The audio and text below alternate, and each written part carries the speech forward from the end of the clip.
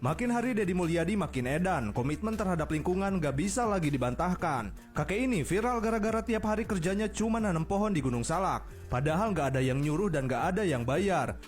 Udah masih kena sehat. Jadi abang nggak mau nih terima 500? Tuh. 1 miliar bah satu pohon. 1 triliun juga abah nggak sanggup. Kenapa? Ya.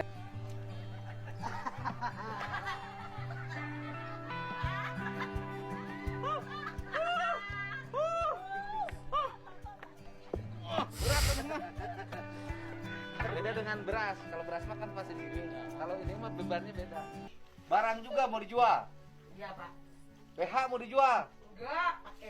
Oke guys, baik lagi bersama gua di Bang Luki. Nah teman-teman, di video kali ini Bang Luki mau reaction Kang Deddy yang lagi pidato. Dan juga Kang Deddy mengetes bapak-bapak yang suka nanam pohon teman-teman ya di Gunung Salak. Oke teman-teman, jadi langsung aja kita masuk ke videonya. Belanda menjajah Indonesia 350 tahun. Gunung masih utuh, samudra masih terbentang luas, sungai-sungai jernih. Dia meninggalkan perkebunan yang terhampar, bangunan-bangunan yang indah, gedung-gedung yang kokoh, jalan-jalan yang kuat, jembatan kereta api yang kokoh. Indonesia merdeka 80 tahun. Gunung gundul, sungai keruh, hutang menggunung, bangunan-bangunan hampir tidak ada yang berkualitas, jalan-jalan mudah rusak, jembatan mudah roboh. Pertanyaannya adalah, siapa yang penjajah itu? Ini kesadaran mungkin tidak layak diomongin sama gubernur, tapi saya mewakili hati nurani saya yang selalu ingin saya ungkapkan di mana. Kenapa? Ini problem bangsa.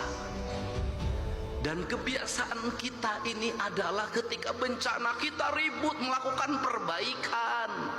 Tapi nanti ketika sudah musim kemarau lagi, lupa lagi. Berbuat lagi. Kenapa saya ngomong begini? Saya punya hitungan ekonomi. Kita dapat dari pembabatan hutan berapa triliun. Kita dapat dari pengambilan pasir berapa, dari pengambilan gunung berapa. Tapi ketika bencana berapa puluh triliun, ratus triliun yang harus kita kerahkan. Rugi. Bangun jalan di Jabar, baru bangun diinjek lagi sama Toronton yang tonasenya 40 ton, 30 ton, rugi, Pak. Dan semua orang diam, berdiri seperti patung. Patung dimusrikan, tapi sikap kita yang mematung, membiarkan kerusakan terhadap Indonesia dianggap pada sikap yang beriman. Gak bisa. Mohon maaf ya pada siapapun yang sering bertemu dengan saya pada saat pagi saya bersepeda dan mendengarkan musik pada saat bersepeda itu. Kadang saya seperti kelihatan sombong. Jujur aja memang saya lagi sombong itu. Saya lagi sombong demi diri saya sendiri agar diri saya bisa berelaksasi, menikmati jam di mana jam itu hanya untuk diri saya sendiri, yaitu jam 5 pagi sampai jam 8. Kalau hari Minggu mungkin sampai jam 10. Karena di luar itu saya bukan untuk diri saya sendiri, saya untuk banyak orang. Tetapi kan saya melayani orang lain, itu juga diri saya harus sehat. Saya tidak mungkin berpikir, bertindak untuk kepentingan orang lain manakala diri saya tidak dalam keadaan sehat. Untuk itu mohon pada semuanya, mohon maaf banget kalau saya sombong, kalau saya angkuh, kalau saya cuek pada saat jam itu. Memang jam itu jam untuk diri saya sendiri, demi kesehatan diri saya dan badan saya yang sehat, banyak manfaatnya untuk melayani orang banyak. Terima kasih atas pengertiannya ya. Mohon maaf sekali. Mohon maaf ya. Cuma gara-gara nanam pohon, kakek ini dapat 3 miliar dari Kang Deddy.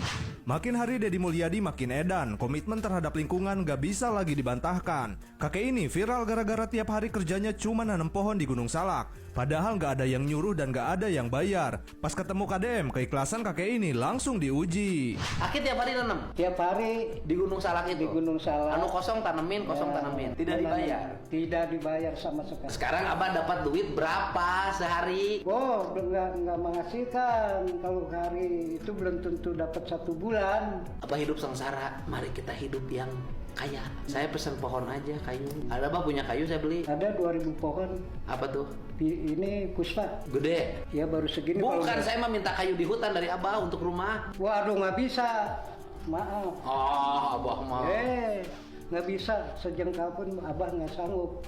Pak, Abah aja nanu masa mau dipotong gimana? udah saya minta 1 pohon untuk di rumah. Kecuali bibitnya. Kayu di situ apa? Kayu apa yang bagus? Kayu Ratsamala, hutan alam, Kayu asli. asli kayu. Kalau untuk dibikin meja bagus. Waduh, bukan bagus lagi, keras kayunya Pak. Udah beli 200 juta. Walaupun abah tedar seminggu tewani. Kunaon tewan? Waduh, eta lebar atuh ngaranna Pak. Lebar kumaha? Ngarusak gunung ngaranna. Satangkal 500 juta. Wah, sing sameliar ge ku abah teu sanggup, bapak justru melak. Supaya gunungna utuh manyarek ditebang ku bapak. Oh, cuma 1 pohon aja. Teu bisa Pak. Eta bapak nyonton teu bener ka abdi atuh. Kayak kitu mah. Pak, kalau longsor kan dapat bantuan nanti, Pak. Embung abah mah dibantu. Udah masih kena sehat. Jadi abang nggak mau nih terima 500. Tuh. 1 miliar bah 1 pohon. 1 triliun juga abah nggak sanggup. Kenapa? Ya itu intinya. Akhirnya setelah puluhan tahun menanam pohon, si kakek mendapat balasan yang setimpal dari apa yang dia kerjakan. Saya pengen nanam 10.000 pohon di Gunung Halimun, di Gunung Salak. Amin, amin. Jadi lamun kali 10.000 150 juta. Deal jeung abdi. Aduh, Pak. Nah, iya DP na 10% 15 juta canak. Nah, abah no hebat. Nanam 100.000 pohon. Amin. Jadi 1,5 miliar. Nitip bang gunungnya. Amin, amin, Pak. Nitip gunung ke abah. Amin, Ya. amin. Melak 100.000 tangkap. Mudah-mudahan abahna sehat ya, Mas Pak, sehat. ya. Ajak Si babaturan bapak di ditu. ya. Bisa 200.000 tangkap? Insya Allah bisa. Berarti 3 miliar. Ya udah siap. Salam. Amin. Alhamdulillah Pak. Pokoknya leuweung hejo rakyat hejo. Nu ngaruksak leuweung jeung kebon sia 7 turunan lieur.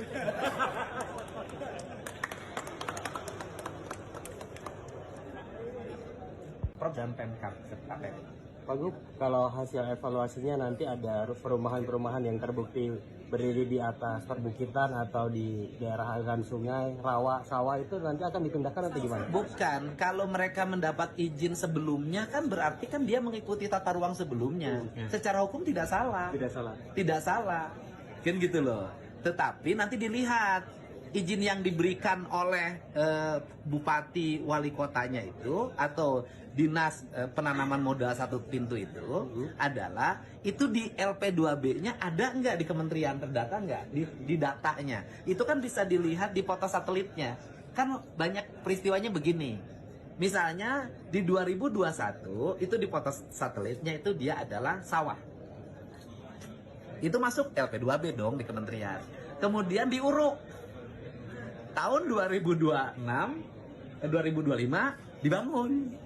Nah itu bisa dilihat dari situ. Karena abang mau berusaha. Berusahanya apa? Jalan selama 1 hari mikul cabe. Kalau abang nggak mikul cabe ke Semawi, tidak akan ketemu saya. Itulah hidup, ya kan? Nah, itulah hidup. Sekarang uang utuh, barang ada. Dan bukan hanya abang yang udah kebagian. Saudara-saudara minimal sekampung lah kebagian ya bang. Kalau barang segitu sekampung kebagian kan? Kebagian kalau dikit-dikit udah bisa. Dikit-dikit kebagian. 1 dus itu isinya berapa sarden? Sarden 1 dus isinya berapa? 24 kali 100. 2.400. Butir, kebagian kan? Iya.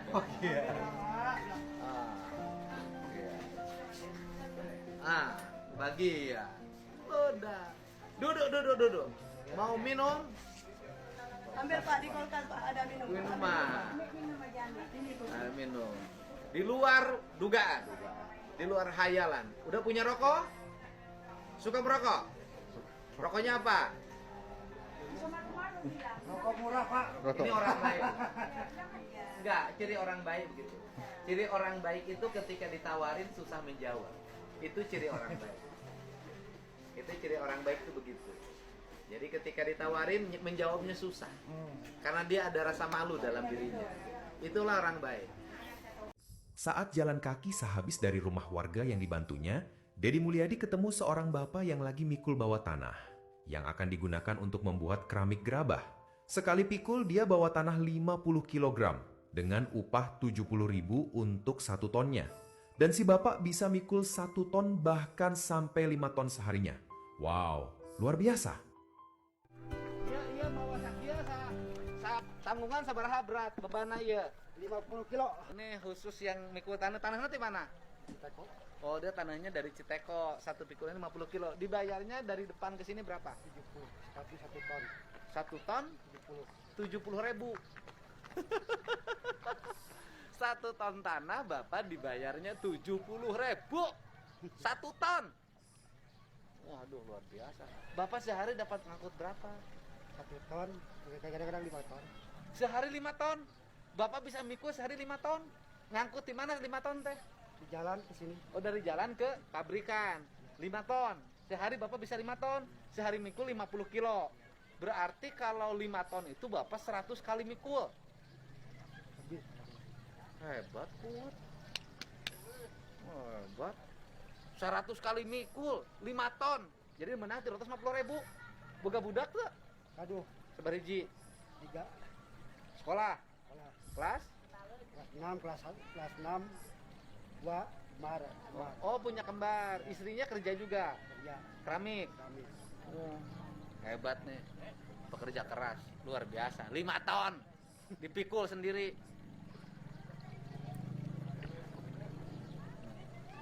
Apa? Itu 10 tonan itu. Ya.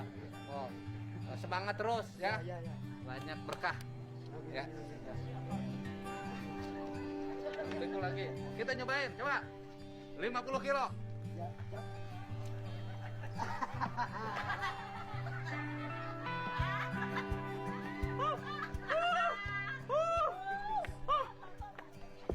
Berat teman. Beda dengan beras. Kalau beras mah kan pasti dingin. Kalau ini mah bebannya beda. Malam, Dedi Mulyadi melihat satu keluarga pencari rongsok yang masih keluyuran. Bapak, ibu, dan 3 orang anak yang masih kecil.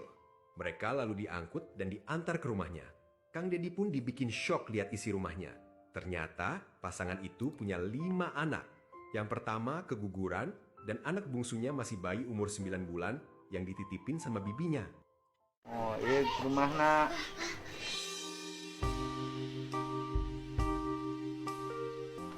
Ya naon dia? Dia menang ngumpul-ngumpul. Ini kamarnya masih juga penuh juga. Wah Allah ya Rabbi. Ini barang semua penuh. Ini barang juga mau dijual. Iya Pak. BH mau dijual. Enggak, pakein. Emang laku BH? Enggak lupa. Nih, ini di dapur barang juga. Ya Allah, jajan beresan wae teh ulah wae pada beresannya Pak. Tah ya dia aku ge Ini. Ini dikumpulin tusuk sate. Oh, kerjaan kerajinan saha anu pesen bisa gitu. Duh, ampun, Deng. Coba gini. Ini kan nggak bisa hidup begini terus. Teteh punya anaknya 5. Ya, meninggal 1. Sekarang saya nanya, kalau begini terus berat, nanti besok karena ininya masih muda istrinya punya anak lagi, Bapak bisa nggak masuk KB? Nggak usah istrinya. Kalau istrinya masuk KB, jebol terus. PR-nya telat, MOP-nya salah. Bapaknya yang masuk KB. Engke lamun bapak daek, budak sekolah anak saya dipindahkan ke dia. Ya, engke dibantuan biayana, meuli tas, meuli sepatu, meuli buku, tapi teu meunang ngilu deui mulung. Cicing di dia. Di rumah. Nya, coba apa bunga tega nggak anak jam segini mulung pada mandi? Oh. Ini karunya kan bayinya Pak. Iya bayinya ditinggalin.